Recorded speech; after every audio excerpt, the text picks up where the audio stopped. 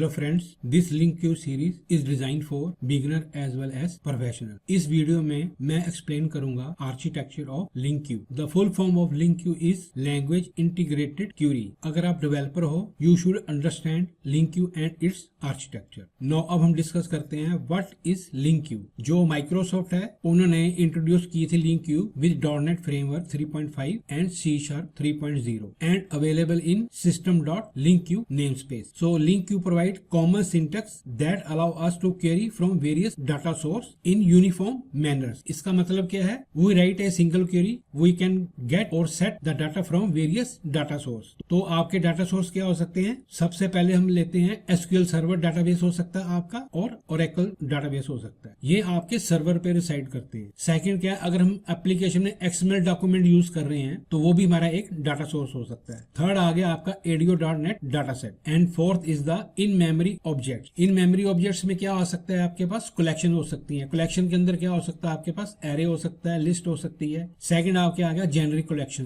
तो जेनरिक में क्या होता है? जैसे list T is the type. तो अब क्वेश्चन आ गया, why should we learn LinkQ? Suppose करो हम कोई .NET एप्लीकेशन बना रहे हैं और उसके अंदर हम डिफरेंट डाटा सोर्स यूज कर रहे हैं। For example SQL server database हो सकता है हमारा, या हमारा Oracle डाटाबेस हो सकता है। अगर हम SQL सर्वर डाटाबेस यूज कर रहे हैं तो we need to understand the syntax for the SQL server database. उसके अंदर हम क्यूरीज लिखते हैं, उसके अंदर स्टोर प्रोसीजर लिखते हैं, तो हमें उनका सिंटैक्स जानना पड़ेगा क्यूरी लिखने के लिए। सिमिलरली अगर हम Oracle डाटाबेस यूज कर रहे हैं तो उसके अंदर हमें Oracle का सिंटैक्स अंडरस्टैंड करने की जरूरत है। सपोज करो अगर हम एप्लीकेशन बना रहे हैं और उसके अंदर हम XML यूज कर रहे हैं तो उसके लिए हमें XPath एंड XSLT क्यूरी को अंडरस्टैंड करने की जरूरत है। इन मेमोरी ऑब्जेक्ट्स के अंदर क्या आ गया आपके पास? कलेक्शन और जेनरिक। तो जेनरिक में हम क्या यूज करते हैं? लिस्ट टी क्या हो गया? हमारी टाइप हो गया। So need to understand how to work with in memory objects. LinkQ provide a uniform programming model. Uniform programming model का मतलब क्या है? Common query syntax which allow us to work with different data source. तो जब हम LinkQ use करते हैं तो हमें डिफरेंट सिंटैक्स की जरूरत नहीं पड़ती for different data source. Now अब हम डिस्कस करते हैं आर्किटेक्चर ऑफ LinkQ, या आप कह सकते हैं हाउ LinkQ वर्क्स।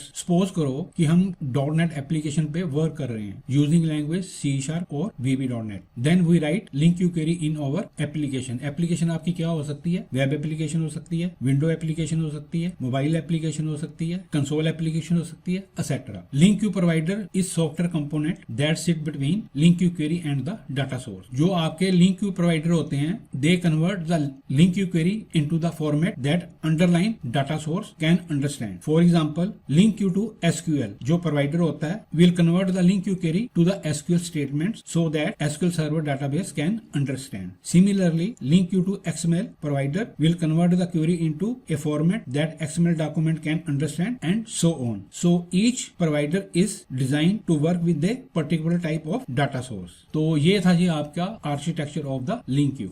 Now अब हम डिस्कस करते हैं एडवांटेजेस ऑफ यूजिंग LinkQ। जब हम LinkQ यूज करते हैं अपने प्रोजेक्ट के अंदर, we do not need to learn new query syntax for different data source. जो LinkQ होता है वो हमें कॉमन क्यूरी सिंटैक्स देता है to the different data source. Second point आ गया, using LinkQ we minimize our code. One of the main advantage of LinkQ is जो आपकी LinkQ होती है, they provide compile time error और इंटेलिजेंस सपोर्ट करता है इन visual studio so that avoid the runtime error. अगर हमने LinkQ के अंदर कोई क्यूरी लिख रही है तो उसको हम रीयूज कर सकते हैं। LinkQ के अंदर बहुत सारे मेथड्स या फंक्शंस होते हैं जो हम यूज कर सकते हैं। वो फंक्शन कौन कौन से हो सकते हैं? अगर हमने डाटा को फिल्टर करना है तो उसके लिए फिल्टर फंक्शन होते हैं। अगर हमने डाटा को ऑर्डर करना है असेंडिंग या डिसेंडिंग ऑर्डर में तो हम कर सकते हैं आल्सो ग्रुपिंग द डाटा। अगर हमारे पास दो डाटा सोर्स हैं, अगर उसके बीच में कोई कॉमन की है तो हम उसमें ज्वाइन लगा सकते हैं। तो ये थे जी एडवांटेज ऑफ LinkQ। नाउ अब हम डिस्कस करते हैं disadvantage of LinkQ। Using LinkQ it is not easy to write complex query